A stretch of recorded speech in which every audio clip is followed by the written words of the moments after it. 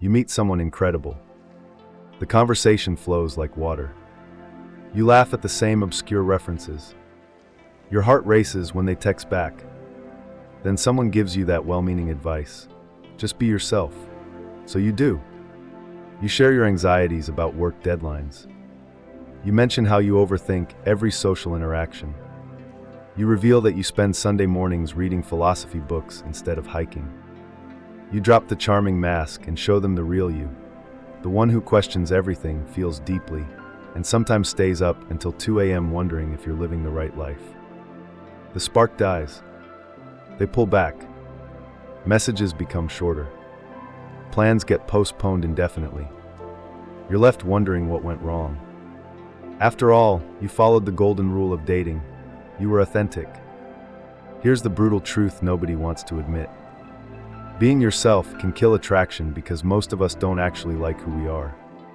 When you're struggling with self-worth, battling imposter syndrome at work, or feeling lost in your 20s and 30s, your authentic self often carries heavy emotional baggage.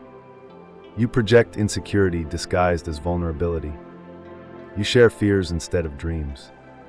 You bond over complaints rather than aspirations. The problem isn't authenticity itself. The problem is that you're being authentic to a version of yourself you haven't learned to accept yet. Think about your most attractive friends. They're not necessarily the most conventionally beautiful or successful people you know. They're the ones who seem comfortable in their own skin. They own their quirks without apologizing for them. They can laugh at their mistakes without drowning in shame. They've done the internal work that most people avoid. Carl Jung wrote about the shadow self, the parts of our personality we try to hide from others and often from ourselves. When you're told to be yourself in romantic situations, you might unconsciously lead with your shadow. You share your insecurities before your passions. You highlight your struggles before your strengths. You think this creates intimacy, but it actually creates emotional labor for the other person. Real attraction happens when someone encounters the best version of who you're becoming, not the worst version of who you've been. This doesn't mean lying or pretending to be someone else. It means doing the work to become someone you genuinely respect. Alfred Adler, the pioneering psychologist, believed that our behavior is driven by our vision of our future self. When you're constantly focused on your past failures or current anxieties, you become that energy. When you focus on who you're growing into, you embody possibility instead of limitation. Consider this: the advice to be yourself assumes you know who you are. Most people in their 20s and 30s are still figuring that out. You're caught between who you were in college and who you want to become professionally. You're navigating family expectations while trying to build your own values. You're learning to handle money, relationships, and responsibility simultaneously. Yourself is a moving target. The most magnetic people understand this fluidity. They don't cling to outdated versions of themselves. They don't apologize for being works in progress. They share their growth, not just their wounds. They talk about books that change their thinking, not just problems that drain their energy.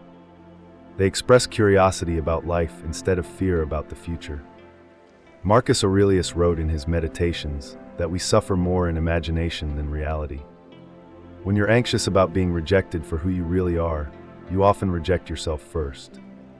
You highlight your flaws as a preemptive strike against potential judgment. You think this protects you, but it actually guarantees the outcome you're trying to avoid. True chemistry happens between two people who are both interested in becoming better versions of themselves. It's the attraction between potential and possibility, not problems and insecurities. When you meet someone while you're actively working on yourself, whether through therapy, reading, new experiences, or creative pursuits, you bring growth energy to the interaction. This doesn't mean you should hide your struggles or pretend your life is perfect. It means you should be authentic to your aspirational self, not just your worried self.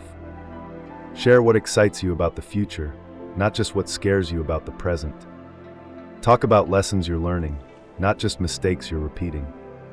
The paradox resolves itself when you realize that the best version of being yourself requires first becoming someone you actually want to be. Do the internal work. Face your patterns. Build genuine confidence through competence and self-reflection. Learn to enjoy your own company. When you truly like who you are, authenticity becomes magnetic instead of repelling. You stop seeking validation and start sharing value. You stop apologizing for your existence and start celebrating your evolution. The right person will be attracted to your growth, not your problems. But first, you have to become the kind of person who attracts growth-minded people. That's not fake. That's the most authentic thing you can do.